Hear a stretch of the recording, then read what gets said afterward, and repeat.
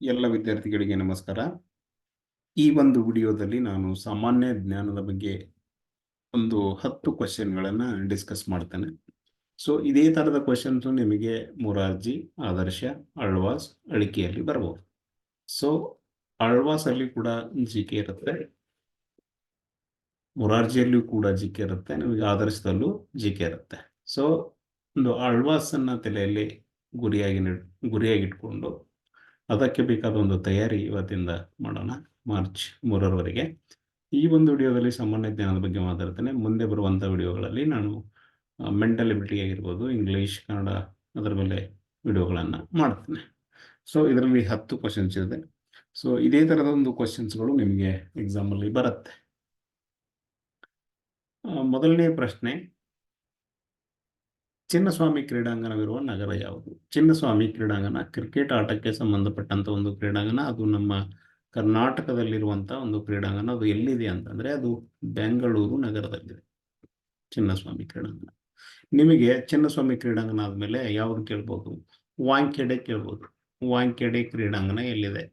ವಾಂಖೆಡೆ ಬಂದು ಮುಂಬೈ ಅದು. ಆ ನಂತರ ಇದೇ ವರ್ಷ ಒಂದು ಅತಿ ದೊಡ್ಡದಾದ ಒಂದು ಕ್ರಿಕೆಟ್ ಮೈದಾನ ಆಗಿದೆ. ಅದು ಗುಜರಾತ್ನ ಅಲಹಾಬಾದಲ್ಲಿ ಬರುವಂಥದ್ದು. ಅದು Narendra Modi cricket stadium. Narendra Modi cricket stadium ಅದು. ಇದರ ಬಗ್ಗೆ ನಿಮ್ಗೆ ಕೇಳ್ಬೋದು. ಇದನ್ನು ಕೂಡ ನೆನಪಿಟ್ಕೊಳ್ಳಿ. ಭೂಮಿಯ ನೈಸರ್ಗಿಕ ಉಪಗ್ರಹ ಅಂತಂದ್ರೆ ಅದು ಚಂದ್ರ ಆಗತ್ತೆ. ಸೊ ಈ ತರದ ಪ್ರಶ್ನೆಗಳು ನಿಮಗೆ ಬರ್ಬೋದು. ಸೊ HAL ನ ವಿಸ್ತೃತ ರೂಪ, ಇದನ್ನು ಲಾಂಗ್ ಫಾರ್ಮ್ ಬರೆದ್ರೆ ಏನಾಗುತ್ತೆ? ಇದೇನಾಗತ್ತೆ ಅಂದ್ರೆ ಹಿಂದೂಸ್ತಾನ್ ಏರೋನಾಟಿಕ್ಸ್ ಲಿಮಿಟೆಡ್ ಆಗುತ್ತೆ. ಹಿಂದೂಸ್ತಾನ್ ಏರೋನಾಟಿಕ್ಸ್ ಲಿಮಿಟೆಡ್ ಆಗುತ್ತೆ. ನೆಕ್ಸ್ಟ್ ಕ್ವೆಶ್ಚನ್, ಭಾರತ ಸರ್ಕಾರ ಸಾಹಿತ್ಯ ಕ್ಷೇತ್ರಕ್ಕೆ ನೀಡುವ ಅತ್ಯುನ್ನತ ಪ್ರಶಸ್ತಿ ಯಾವುದು ಅಂತಂದ್ರೆ ಅದು ಜ್ಞಾನಪೀಠ ಪ್ರಶಸ್ತಿ, ಸಾಹಿತ್ಯ ಕ್ಷೇತ್ರಕ್ಕೆ. ಸೊ ಇದ್ರ ಮೇಲೆ ಇನ್ನೊಂದು ಪ್ರಶ್ನೆ ಏನಪ್ಪಾ ಅಂತಂದ್ರೆ, ಕರ್ನಾಟಕಕ್ಕೆ ಬಂದಂತ ಒಟ್ಟು ಜ್ಞಾನಪೀಠ ಪ್ರಶಸ್ತಿಗಳ ಸಂಖ್ಯೆ ಎಷ್ಟು ಅಂದ್ರೆ 8. ಇದರ ಮೇಲೆ ನಿಮಗೆ GK ಕ್ವೆಶ್ಚನ್ಸ್ ಬರ್ಬೋದು. ಮತ್ತು ಮೊದಲು ಪಡೆದವರು ಯಾರು ಅಂತಂದ್ರೆ ಅದು ಕುವೆಂಪು. ಸೊ ಈ ತರದ ಕ್ವೆಶ್ಚನ್ಸ್ ಬರ್ಬೋದು. ಆನಂತರ ಭಾಷೆ ಅಂತ ಬಂದಾಗ ಹಿಂದಿ ಭಾಷೆಗೆ 10 ಜ್ಞಾನಪೀಠ ಬಂದಿದೆ. ಕನ್ನಡ ಭಾಷೆಗೆ 8 ಬಂದಿದೆ. ಇದು ಬೇರೆ ಬೇರೆ ಒಂದು ರಾಜ್ಯದವರು ಪಡೆದಂಥದ್ದು. ಬಟ್ ರಾಜ್ಯ ಅಂತ ಬಂದಾಗ ಯಾವ ರಾಜ್ಯವು ಅತಿ ಹೆಚ್ಚು ಜ್ಞಾನಪೀಠ ಪ್ರಶಸ್ತಿ ಪಡೆದಿದೆ ಅಂತ ರಾಜ್ಯ ಅಂತ ಕೇಳಿದಾಗ ಅದು ಕರ್ನಾಟಕ ಆಗತ್ತೆ.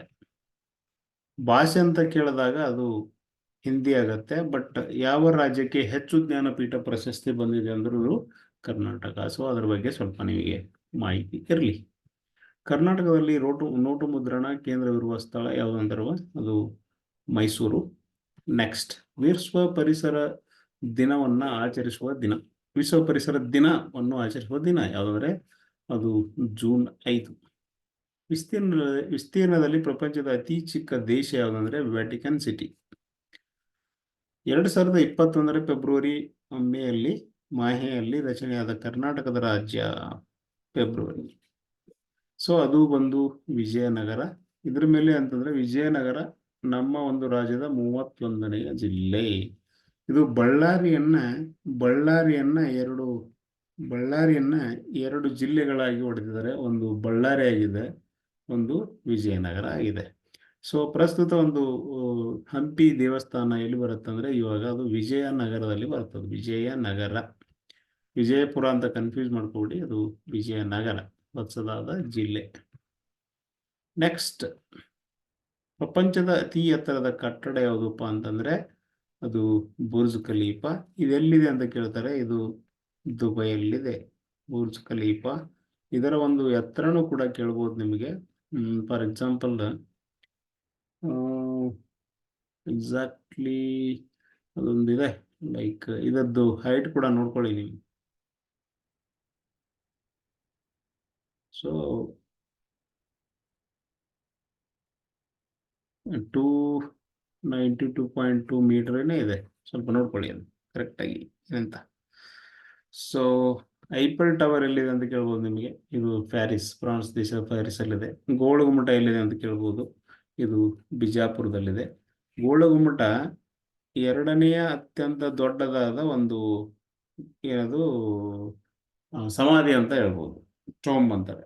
ಸೊ ಅದು ಪ್ರಪಂಚದ ಎರಡನೆಯ ದೊಡ್ಡದು. ಆನಂತರ 2021ರಲ್ಲಿ ಜಗತ್ತನ್ನ ತಲ್ಲಣಗೊಳಿಸಿದ ರೋಗ ಯಾವುದಪ್ಪ ಅಂತಂದ್ರೆ ನಿಮಗೆ ಗೊತ್ತಿರುತ್ತೆ, ಅದು ಕೊರೋನಾ